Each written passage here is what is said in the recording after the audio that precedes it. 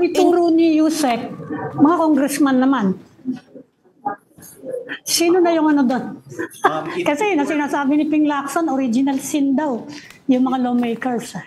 Well, again, and to be candid, yung 20, 25, and 30%, guys, no, hindi naman tayo pinanganak yesterday. We knew that that was happening, right? For some time. Yeah.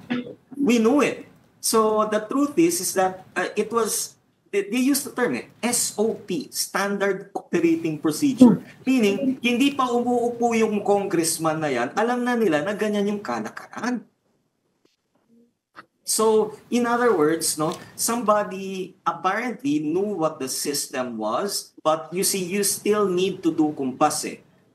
For example, I know, at least Bryce tells me, no, that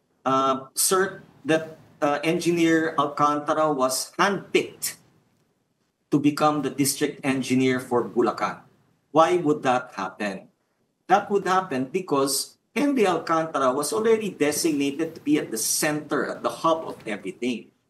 And that Henry Alcantara was the one who would implement, no, and tell all the people, no, to comply. Otherwise, itong mga tao na to, suddenly magkakaroon ngayon sila ng mga cases filed against them, and then they will be forced to leave. There have been instances like that in Bulacan that happened. No, na yung mga hindi nagko-cooperate kay Henry Alcantara, ginagawa nila ng kaso, tapos nagre-resign na lang. Ganun yung nangyari. So, talagang Attorney, sinong nag-handpick?